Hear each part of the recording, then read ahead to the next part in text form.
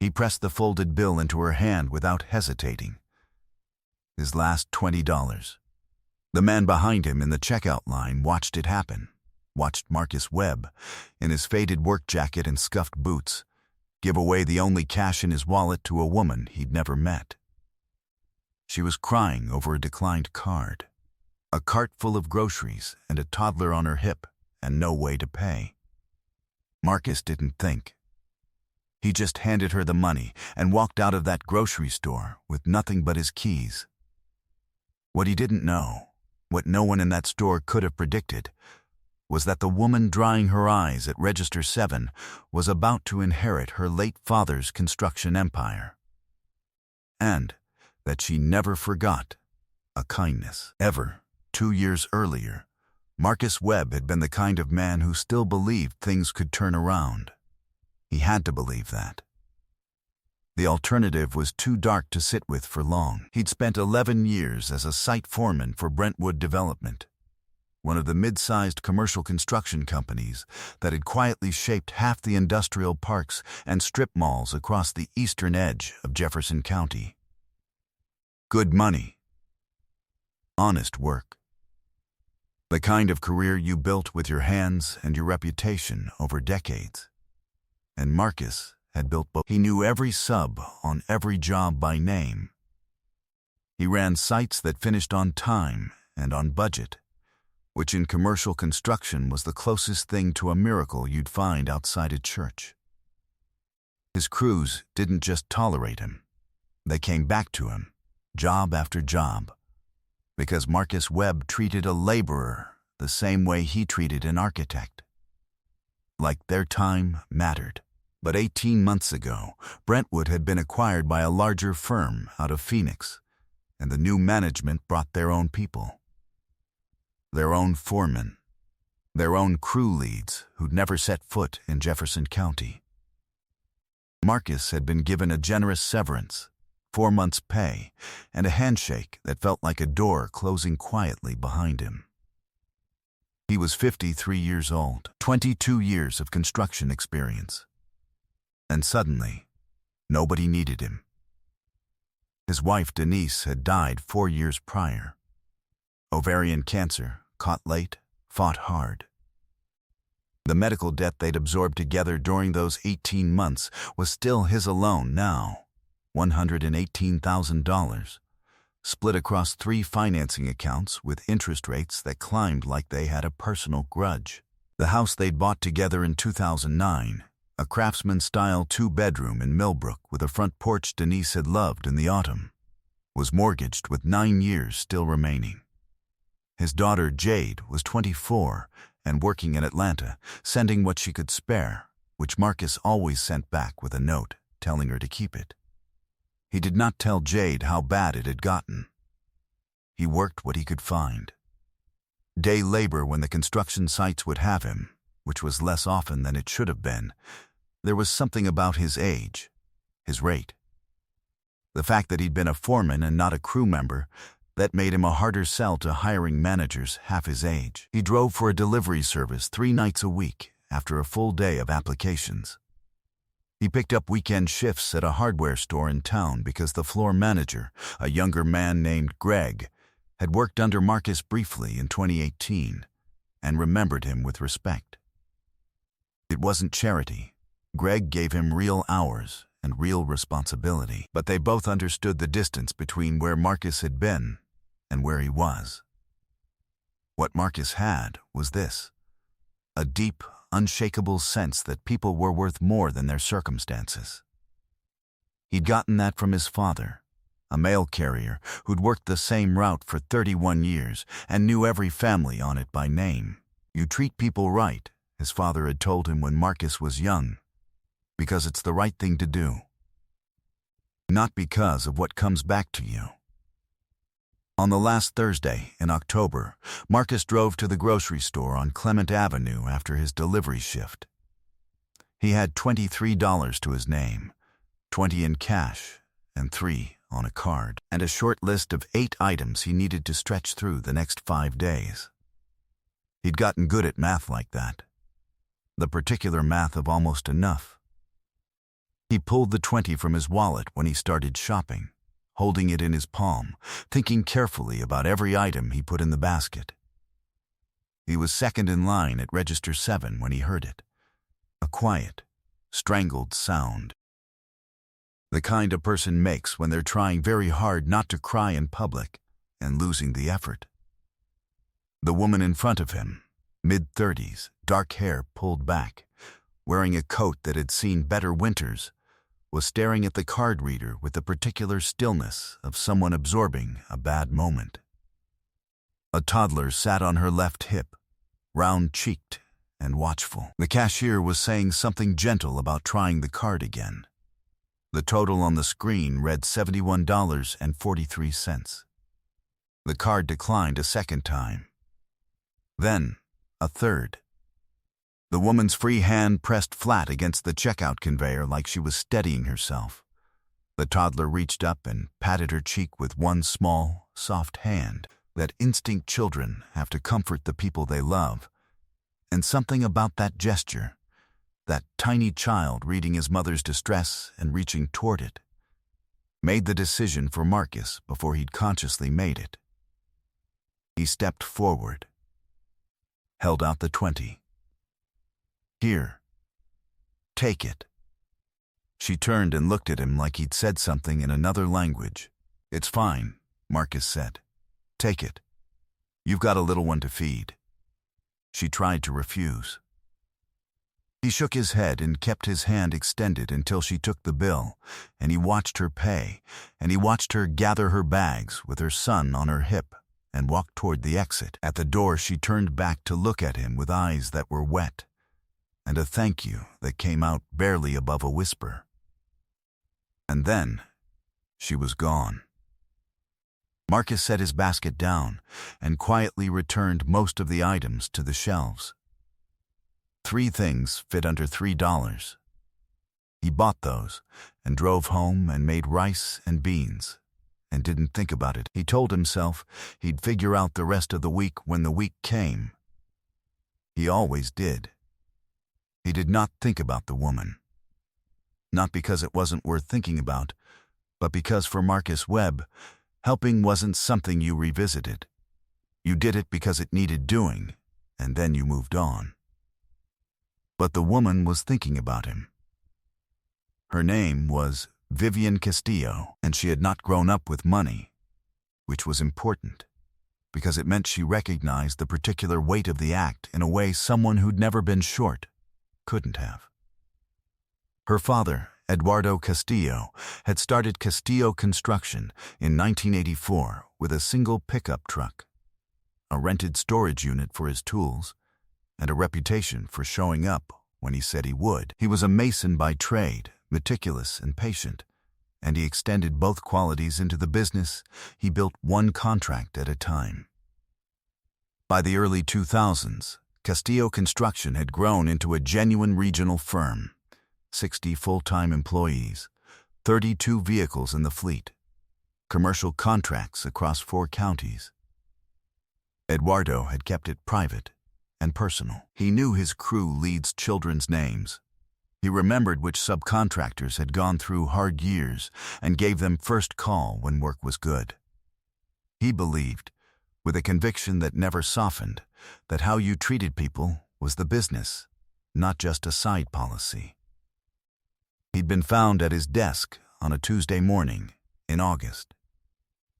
Heart attack. He was 71 and he'd been at the office since 5:30 a.m., which was exactly how Eduardo Castillo would have wanted to go, working until there was no more work to do. He left behind Vivian and the company she was now responsible for. On the Thursday Marcus met her, Vivian was 6 weeks into the grief and 8 weeks into a financial knot she couldn't entirely see the shape of yet. The estate attorney had temporarily frozen certain accounts during probate. The company's operating line of credit needed a personal guarantee she hadn't finalized. And her own personal debit account had hit a timing gap, a transfer from the estate that hadn't cleared, that left it empty for exactly the 3-day window that included Thursday afternoon at the Clement Avenue grocery store. $71.43. She had the money. She just couldn't reach it. The $20 from the stranger wasn't what saved her. It bought groceries for a Wednesday night dinner with Marco and nothing more. But it was the first moment in 6 weeks that someone had extended their hand to her with nothing attached to it. No paperwork. No condolences that were really an opening for a business conversation about the estate. No careful neutrality from people who weren't sure which way the company would fall and didn't want to commit. Just a man in a worn work jacket who saw a woman struggling and didn't think twice. She drove home and cried for an hour. Not about the grocery store, about her father, who would have done the exact same thing. Without thinking, without hesitating, without expecting a single word in return. She started paying attention differently after that. Vivian went into Castillo Construction's main office on Harvard Road for the first time as majority stakeholder the following Friday morning. She'd been avoiding it.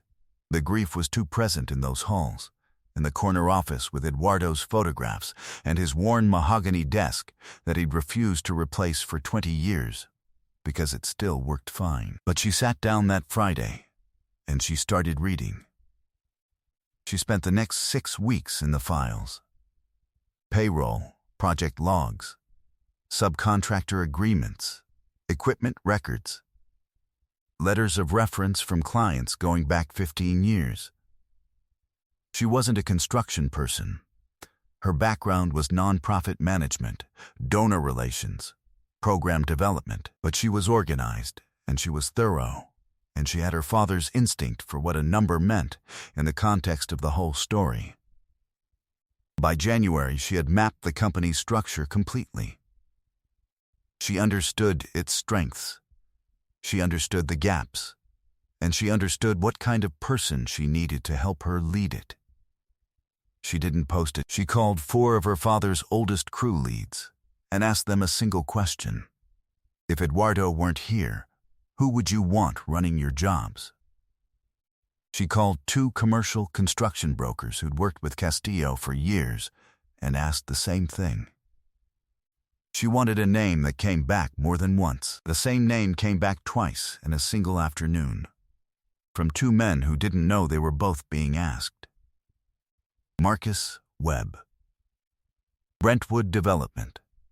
Solid as the ground. She pulled his information through the industry network. She called the 2 men back and asked them to say more. She heard the same things from everyone. Fair, demanding in the right way, remembered every worker's name, ran a clean site, never padded a deadline, the kind of foreman who made a crew better just by being the standard they worked toward. She called Marcus in February.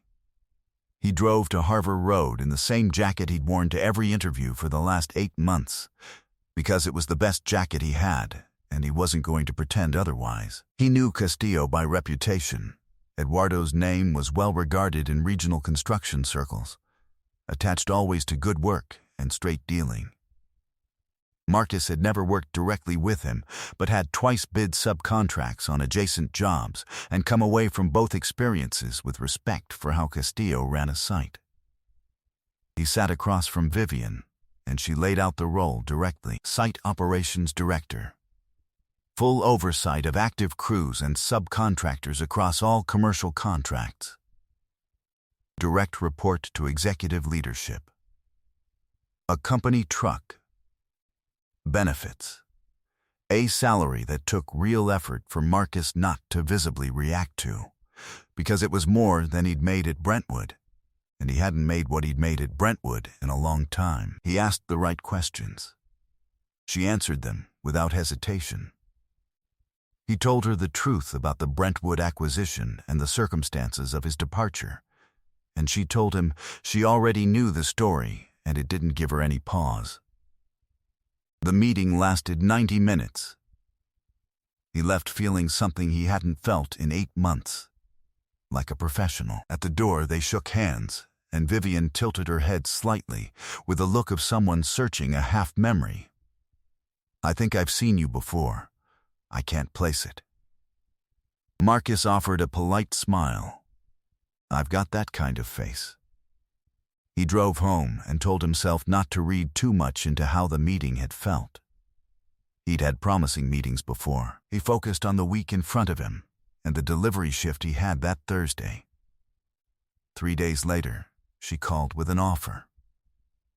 And something in Marcus's chest, some held thing that had been compressed for a very long time, finally let go. He started at Castillo the following Monday. The crew leads he met that first week treated him with the specific wariness that crews reserve for a new foreman they haven't chosen.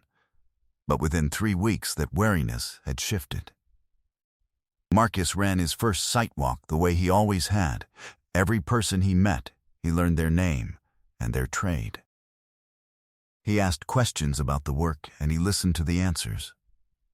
By the end of his first month, 2 separate crew leads had gone to Vivian independently, without prompting, to tell her the new director understood the work. Vivian was rebuilding the company from the inside out. There was real momentum in those early months, a quality of forward motion she hadn't felt since August, since before the phone call that had changed everything. Marcus was part of that. She trusted his read on the work completely and quickly, which surprised her only because it happened so fast. 6 weeks after he started, she showed him the property file that had been sitting in Eduardo's desk drawer since September. A 2-acre parcel in the Millbrook Industrial Corridor. Eduardo had been optioning it for 3 years, assembling the purchase in careful stages to avoid driving up the price. He'd intended to develop it as a base of operations, a commercial yard for the fleet, warehouse space, a smaller hub he'd been planning to lease to affiliated trades. The option on the full parcel expired in April. Vivian had inherited it along with everything else and hadn't known what to do with it. Marcus looked at the site survey. He looked at the zoning documentation. He looked at the access road running along the parcel's east edge and the new county thruway that had opened the prior spring and changed the traffic pattern for the entire corridor. He set the survey down. His jaw was set, and there was something behind his eyes that Vivian recognized from watching her father look at a piece of ground he understood. "I know this parcel," Marcus said. She waited. 3 years ago, I bid a subcontract on a county utility job that ran along that access road. Lost the bid. But I spent 2 weeks on site, doing staging analysis for the approach. He picked up the zoning map and studied it. The thruway changes everything about the access calculus. Industrial demand in this county has been building for 18 months. I see it in subcontractor scheduling and how backed up the commercial permits are running. Your father was right about this land. But if he'd lived another year, he wouldn't have developed it for company use. He'd have recognized what it became. He looked up. This is worth substantially more than the option price. And it's going to be worth more than that by next year. Vivian studied him for a long moment. That's not in your job description. No, Marcus said. It's not. She called an appraiser. The appraiser's language was careful, but the conclusion wasn't.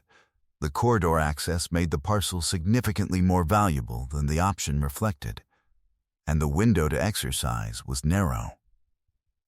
She brought in a commercial broker for a second opinion. The broker used the phrase exceptional upside opportunity twice in his first paragraph. Vivian moved forward on the development. She gave Marcus the site director role for the build-out, with a performance clause tied to milestones. The project went into planning. That spring was the closest thing Marcus had had to a normal working life in 2 years, and it felt like coming up for air after a long time underwater. He paid down the first of the financing accounts from Denise's medical debt.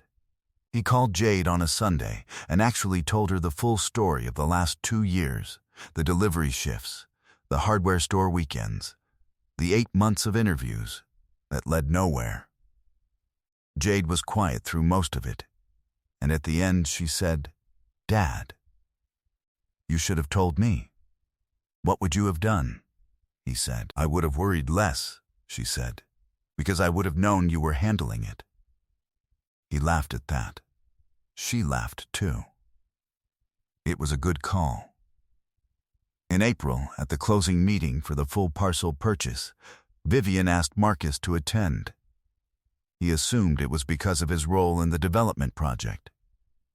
He sat at the conference table with the estate attorney, the commercial broker, and 2 Castillo company executives, and he reviewed the closing documents with the particular focus of someone who'd built enough to know the details were where problems lived. The documents were clean. Everything was as it should have been. Then Vivian set down the closing package and slid a second document across the table. Directly to him, Marcus looked at it. Not the project agreement. Not anything related to his employment. A deed. A separate parcel. Half an acre. Carved from the western edge of the property. Zoned residential. Accessed from an older service road that predated the development zone. It sat on a small rise above the industrial corridor. On clear mornings, from that rise, you could see the same hills Marcus looked at from his porch in Millbrook. He read it twice. He read his own name on it. He set it down and looked at Vivian without speaking. "My father used to do this," she said. Her voice was measured, but her hands were still on the table in the way of someone choosing their words carefully. When someone went beyond the job. A foreman who caught a structural problem. A sub who worked through the night to save a deadline. Eduardo didn't just give a bonus. He gave something that lasted. She paused. The room was very quiet. The development project doesn't exist without your read on that land. The company doesn't call you unless 6 different people say your name without being asked. Her eyes held his, and I didn't make it through October unless a man in a grocery store checkout line decided that a stranger with a toddler mattered more than his last $20. Marcus's hands were flat on the table and completely still. "I'm not giving you that parcel because of what you did in October," Vivian said. "I'm giving it to you because it is what you are worth, but I want you to know that I didn't forget. And that my father would have loved to have met you. He would have recognized you immediately." The estate attorney quietly slid a pen forward. Marcus signed. He drove home that afternoon with the deed on the passenger seat and sat on his porch with a cup of coffee and did not try to explain what he was feeling because some things don't compress into language cleanly. After a while he called Jade. She answered on the second ring. He told her the whole thing. Slowly, the grocery store in October. The $20. The woman he hadn't thought about again. The company. The parcel, his name on the deed to a half-acre of land that looked at the hills they'd always looked at from the porch. Jade was quiet for a long moment. "Dad," she said finally. "The $20. Yeah, you walked out of that store with nothing." He looked at the hills. The late afternoon light was doing what it always did in April, landing gold across the ridge in a way that made the whole county look more generous than it was. "I walked out with everything I needed," he said. "You know how it is. You always figure out the weak." Vivian Castillo grew Castillo Construction into one of the county's most respected firms in the years that followed. She kept her father's photograph in the corner office. She kept the mahogany desk. She hired with the same instinct Eduardo had always trusted, for character first, competence second, though in her experience, those 2 qualities almost always came together. Marcus ran operations with the same reputation he'd always had. Steady, fair, the kind of foreman who made a crew better by being the standard they worked toward. On the half-acre rise in Millbrook, he eventually built a small structure. A workshop first, then something that could become more when Jade was ready to come home for good. He didn't rush it. Good things, his father had always said, are built carefully and last. He thought about Eduardo sometimes. A man he'd never met who'd built something worth keeping and left behind a daughter who knew how to carry it forward. He thought about how a business could be built on something as simple as showing up and treating people like they mattered. His father had told him, "You treat people right because it's the right thing to do, not because of what comes back to you." Marcus had believed that at 53, standing in a checkout line with $20 he couldn't spare. He believed it at 55, standing on land that carried his name. The belief hadn't changed, only the morning had. And the view, on days like this one, was very good.